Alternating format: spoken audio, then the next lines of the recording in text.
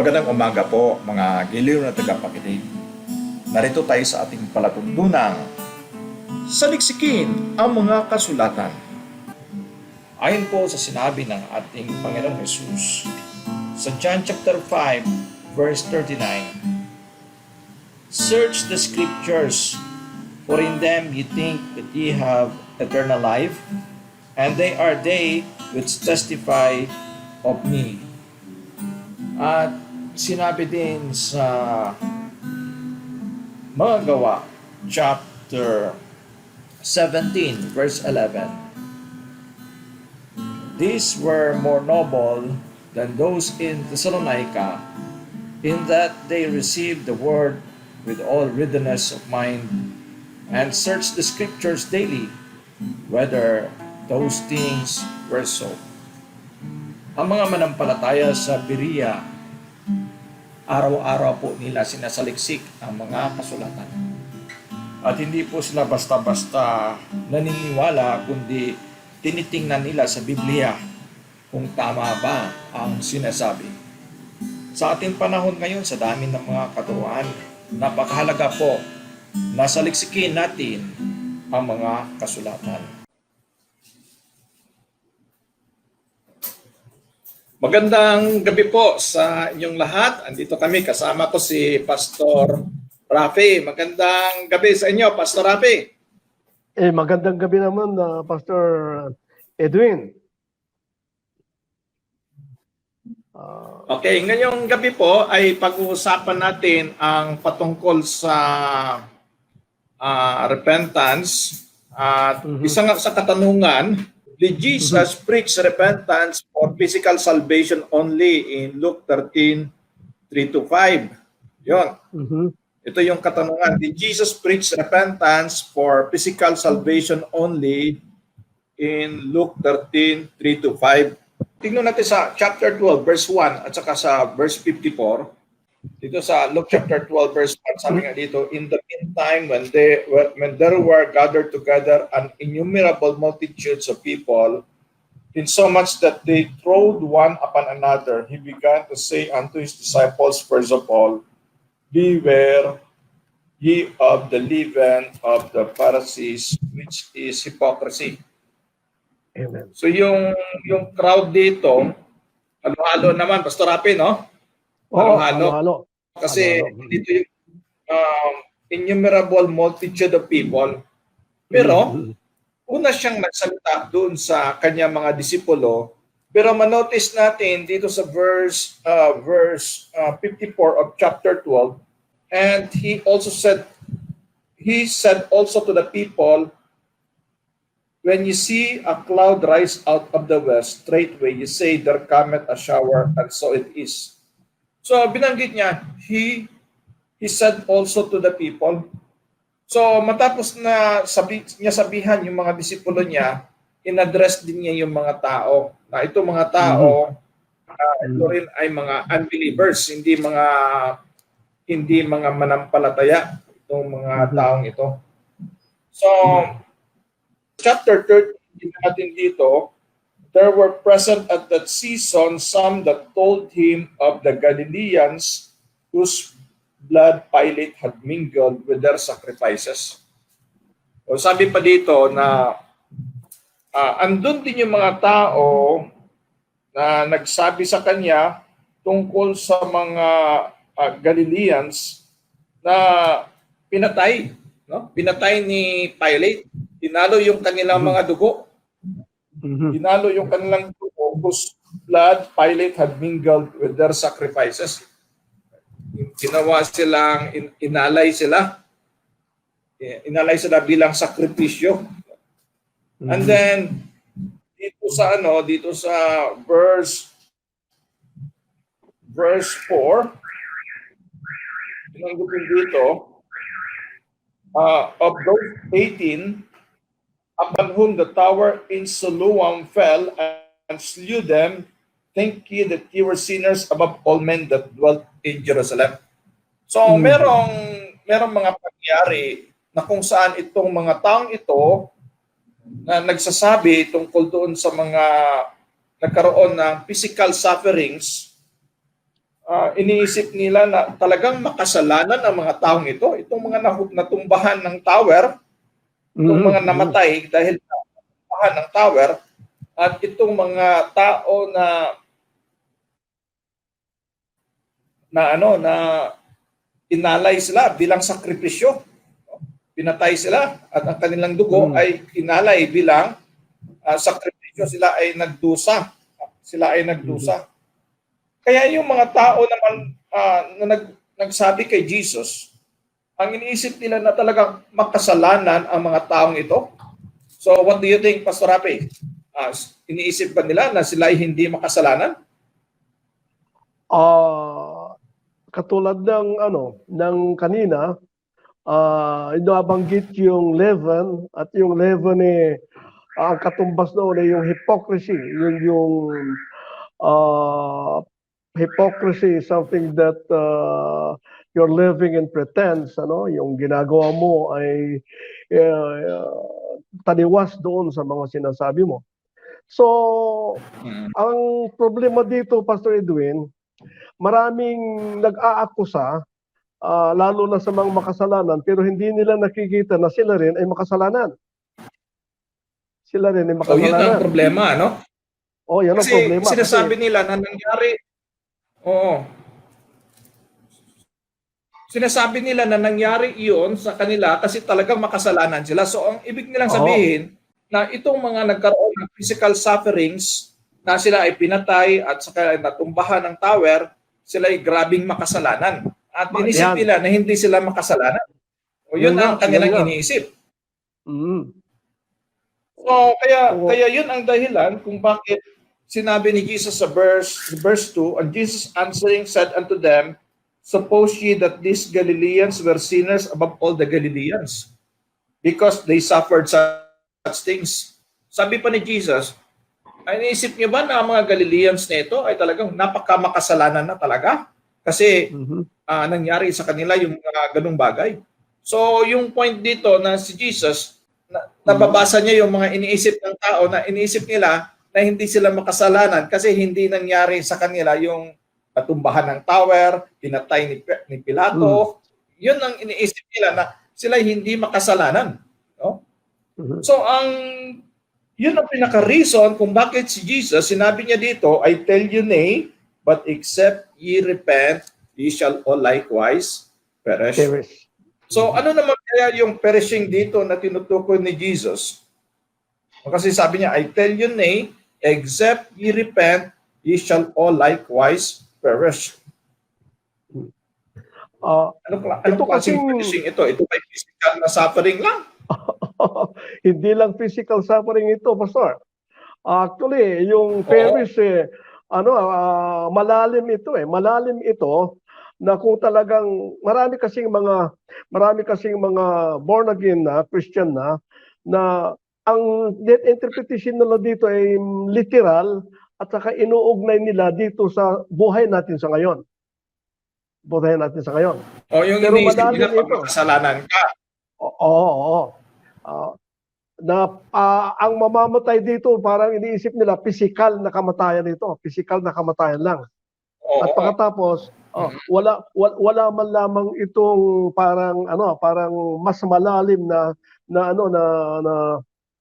meaning, which is yung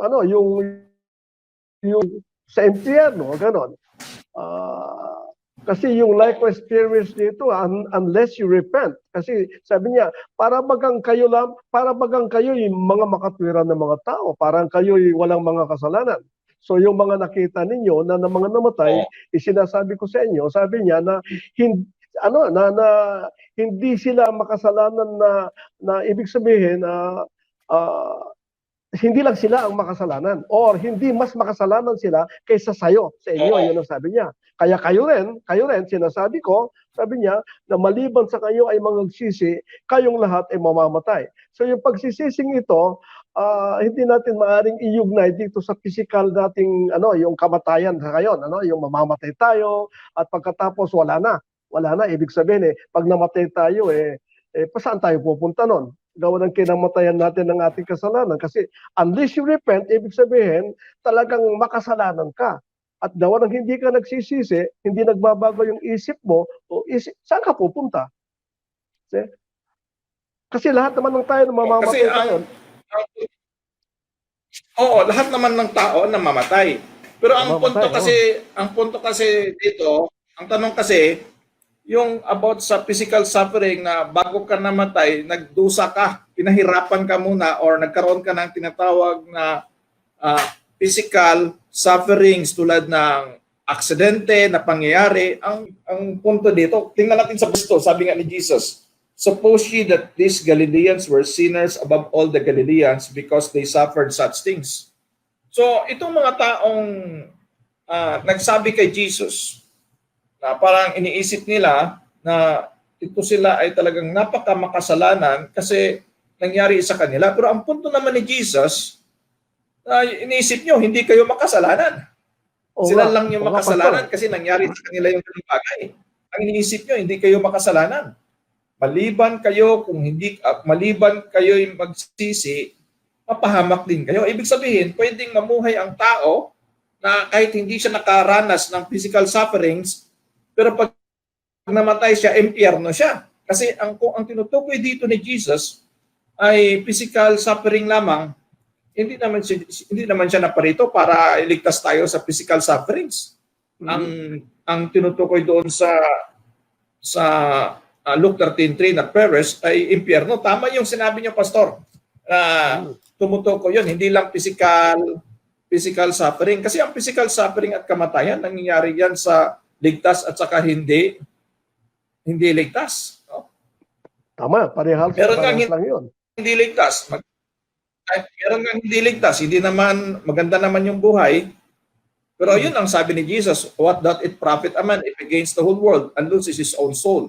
So kung ang doktrina na pag nag-suffer ka, makasalanan kang sobra, mali yun, no?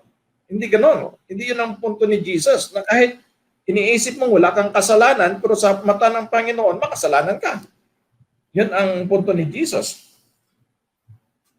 So actually, Kaya, pwede nating dagdagan na doon sa dalawang events na yon, ang tinutukoy natin na ating Panginoon ay sino ka pa man, kailangan mong talagang magsisi. You need to repent, whoever you are. yun ang punto. Yun ang punto ni Jesus. Walang matuwid sa harap ng Panginoon. Ang punto dito kung bakit niya nasabi ito, kasi they are so self-righteous. At yung hindi nangailangan ng repentance, yung self-righteous. Yun nga ang sabi niya sa Mark chapter 2 verse 17, they that are whole have no need of the physician, but they that are sick. No? Yung thinking ng tao na hindi sila makasalanan kasi hindi sila nagkaroon ng physical suffering. Pero dinirekta sila ni Jesus na maliban kung kayo'y magsisi, mapapahamak din kayong lahat. No?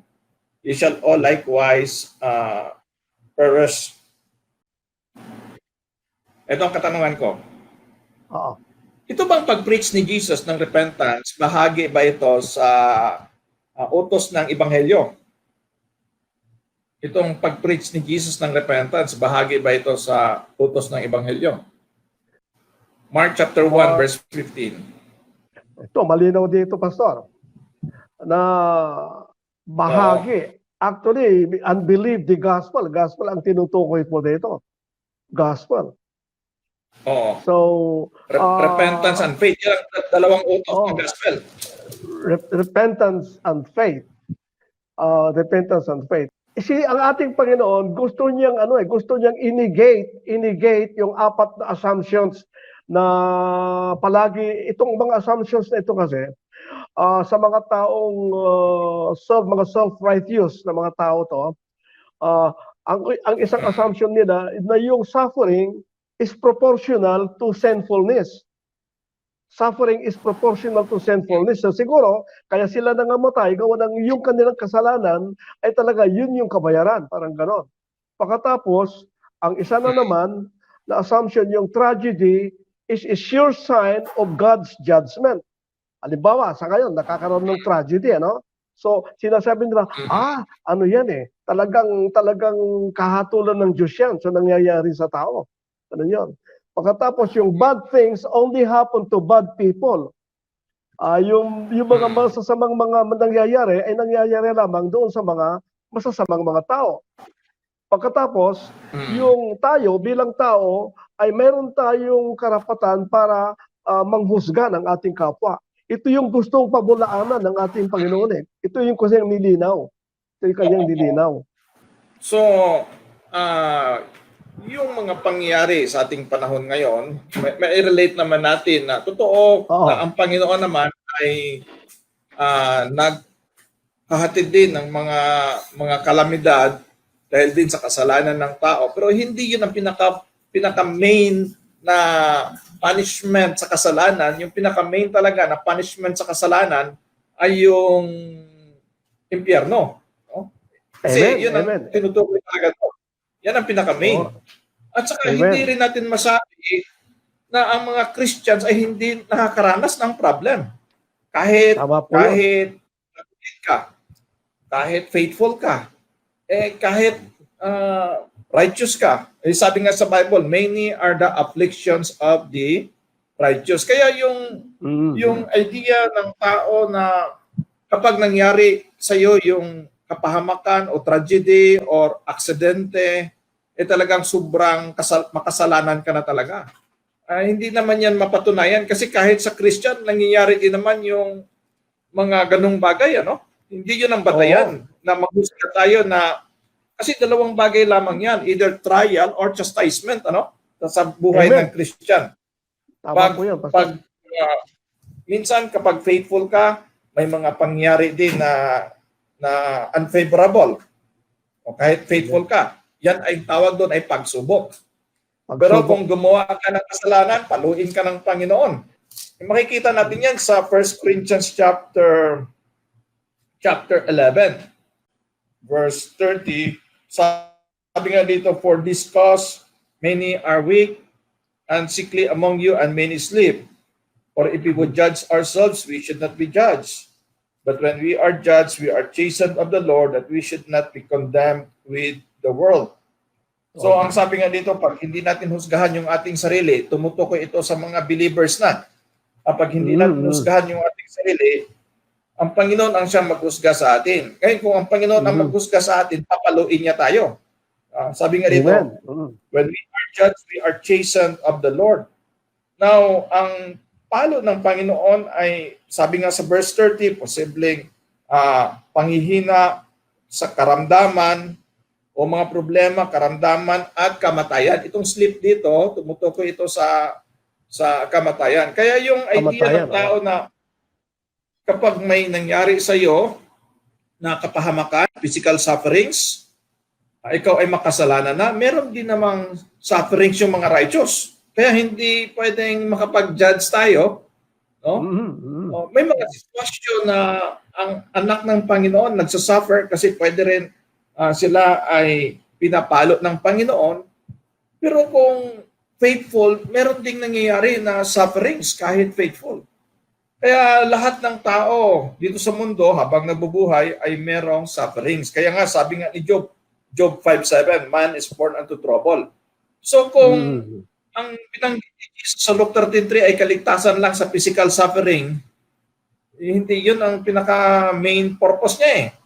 Sabi niya sa Luke 19:10, for the Son of Man is come to seek and to save that which was lost. Naparito si Jesus hindi para iligtas tayo sa physical sufferings, kundi ang pinakalayunin talaga ni Jesus, iligtas tayo sa tiyak na kapahamakan doon sa impyerno. Yun ang pinaka-main purpose ni Jesus sa pagparito niya, yung kaligtasan natin. Sabi niya, John 3:16, related yung perishing doon. For God so loved the world that He gave His only begotten Son, that whosoever believeth in Him should not perish but have everlasting life. And in fact, yung repentance is associated doon sa salvation. yung repentance. Kasi makita natin sa Acts 11:18. Acts 11:18, tingnan natin. Acts 11:18. Acts Oh. 11:18. Sabi nga dito, when they heard these things, they held their peace and glorified God, saying, then hath God also to the Gentiles granted repentance and to life. So repentance is to life. To life. Oo. Ito ay tumutukoy sa spiritual life at saka eternal life. Para sa salvation ng tao. Yung repentance. At binanggit din yan sa Acts chapter 5 verse 31. Tingnan natin. Acts chapter 5 verse 31. Him hath God exalted with his right hand to be a prince and a savior, for to give repentance to Israel and forgiveness of sins. So tumutukoy ito kay Jesus. A prince and a savior. Prince and a for to give savior. repentance to Israel and forgiveness of sins. Dapat sabihin nila na ang pag-preach ni Jesus ng repentance is para lang sa physical salvation. Di unbiblical na yon. Unbiblical na yon. Kasi hindi naman yun ang pinakayunin ni Jesus. At saka kahit manampalataya, nakakaranas ng sufferings. Ito yung point ni Jesus dito. Iniisip nila, yung mga nagsumbong kay Jesus, iniisip nila sila napakamatuwid kasi hindi nangyari sa kanila yung tumbahan ng tower. No? At yung isa naman ay pinatay ni Pilato. Iniisip nila hindi sila makasalanan kasi hindi nangyari sa kanila. Pero sabi naman ni Jesus, except ye repent, ye shall all likewise perish. So tumutukoy si Jesus doon sa perishing, not physical, kundi eternal. Perishing in hell. Yun ang tinutukoy sa Luke 13 verse 3. At may relate din natin ito na related ito sa Great Commission. Related siya sa Great Commission kasi yung Great Commission sa Luke 24:47, sabi nga dito sa Luke chapter 24 verse 47. Luke chapter 24 verse 47, and that repentance and remission of sins should be preached in His name among all nations, beginning at Jerusalem. What do you think, Pastor Rafi? Ito bang repentance dito para ito sa physical salvation, ang pag-utos dito? Repentance and remission of sins should be preached in His name among all nations. Mag-preach ba tayo ng repentance para ilayo ang mga tao sa physical sufferings? Yun ba ang layunin dito? Actually, essential ito sa salvation, Pastor. These are very essential for salvation.